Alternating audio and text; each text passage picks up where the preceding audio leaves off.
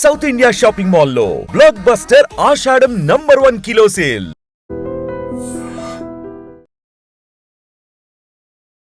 Welcome to ITM channel. This is Pavan. తమిళనాడులో మరో విషాదకరమైన ఘటన చోటు చేసుకుంది. మార్నింగ్ 7:45 ఒక అటుగా వెళ్తున్న ఒక స్కూల్ వ్యాన్ ప్రమాదానికి గురవడం జరిగింది. రైలు గుద్దేయడం జరిగింది. ఇది కడలూరు జిల్లాలోని విల్లుపురం గేట్ వద్ద అయితే జరిగింది. పాపం ఆ పిల్లలు ఇది ట్రైన్ ఒకేసారి గుద్దడం వల్ల ఇద్దరు పిల్లలు అయితే అక్కడికక్కడే దుర్మరణం చెందడం జరిగింది. ఆ చారులత అలాగే వెంకటేష్ అనే ఇద్దరు చిన్న పిల్లలు చనిపోవడం జరిగింది. సో వాళ్ళ మృతులు అయితే పాపం వాళ్ళ ఫ్యామిలీలో కన్నీరు మున్నీరు అయిపోతున్నారు. అసలు ఎందుకు ఈ ప్రమాదం జరిగింది? నిజంగానే ఆ గేట్ మ్యాన్ నిర్లక్ష్యం చేశాడా, లేదంటే బస్సు డ్రైవర్ నిర్లక్ష్యం చేశాడా పక్కన పెడితే, ఆ ట్రైన్ ఆ గుద్దగానే బస్సు ఎగిరి అవతల పడింది. సో ఈ గాయాల్లో అయితే పాపం ఇద్దరు అయితే చిన్నారులు మరణించడం జరిగింది. మిగతా వాళ్ళకైతే ఇంకో ఇద్దరు ముగ్గురికి తీవ్ర గాయాలు అయితే అవ్వడం జరిగింది. మిగతా వాళ్ళందరూ సేఫ్ గానే ఉన్నట్లయితే తెలుస్తుంది. కానీ ఇక్కడ చూసుకున్నట్లయితే ముఖ్యంగా ఆ తమిళనాడు సీఎం గారు స్టాలిన్ గారు వెంటనే స్పందించి ఆ మృతుల కుటుంబాలకి ఒక 5 లక్షల రూపాయలు అయితే ప్రకటించడం జరిగింది.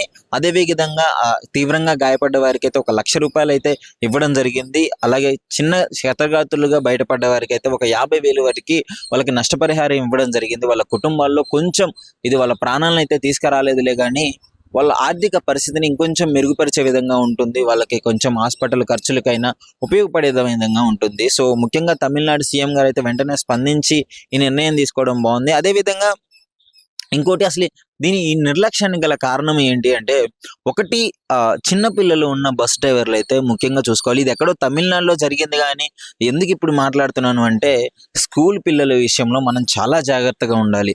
చాలాసార్లు చూస్తూనే ఉంటాం, మన స్టేట్స్లో కూడా చిన్నపిల్లలు వ్యాన్ కింద పడి చనిపోవడం ఎన్నో సంఘటనలను చూసాము. ఇది విధంగా మొన్న రీసెంట్గా చూసాము, స్కూల్ పాప దిగి అలా వెళ్తుండగానే డ్రైవర్ చూసుకోకుండా పాపం ఆ పాపం మీద నుంచి ఎక్కించే వీడియో అయితే బాగా వైరల్ అయిపోయింది. అంటే ప్రాణాన్ని ఒకసారి పోతే తీసుకురాలేము. ఒక 5 నిమిషాలు మనం లేట్ అయినా ప్రాబ్లం లేదండి. పిల్లల ప్రాణాలు చాలా ఇంపార్టెంట్. ముఖ్యంగా అందరు డ్రైవర్ల కంటే ఆ స్కూల్ బస్ ఎవరైతే డ్రైవ్ చేస్తారో పిల్లలు, వాళ్ళు ఇంకా అప్రమత్తంగా ఉండాలి. సో ఇక్కడ గేట్ మ్యాన్ కూడా తప్పు ఉంది. గేట్ మ్యాన్ విధుల నిర్వహణలో లేడు, ఆయన సస్పెండ్ చేశాడని అయితే తెలుస్తుంది. కానీ ఆ గేట్ల వద్ద అయితే స్కూల్ గేట్ దాటించేటప్పుడు ఆ సిగ్నల్ పడ్డప్పుడు కూడా క్లియర్గా చూసుకొని పోవాలి. ఆ గేట్ మ్యాన్ కూడా విధులు కరెక్ట్గా నిర్వహించుకోవాలి. సో ఇది అయితే ఇన్సిడెంట్ జరిగింది. సో దీనికి సంబంధించి ఆ డ్రైవర్లంతా అప్రమత్తంగా ఉండాలని నా తరపున ఒక చిన్న విజ్ఞప్తి. ఎందుకంటే చిన్నపిల్లలు ఎన్నో భవిష్యత్తులతో వాళ్ళ పేరెంట్స్ స్కూల్కి పంపిస్తుంటారు.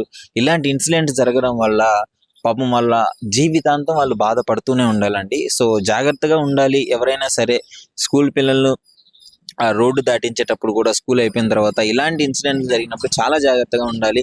ముఖ్యంగా ఈ ఇన్సిడెంట్ చూసి పక్కన పెడితే ఇద్దరు అమాయకమైన చిన్న పిల్లలు బలవడం జరిగింది. సో దీనికి ఎవరు రెస్పాన్సిబుల్? ఇటు డ్రైవర్ నిర్లక్ష్యమైన అవ్వచ్చు, ఆ గేట్ మ్యాన్ నిర్లక్ష్యమైన అవ్వచ్చు. ఇప్పుడు ఆయన సస్పెండ్ చేశారు అంతే, ఏం లేదు. కానీ సస్పెండ్ చేసినా సరే ఏం ఉపయోగం చెప్పండి? 2 పిల్లలు చనిపోవడం జరిగింది.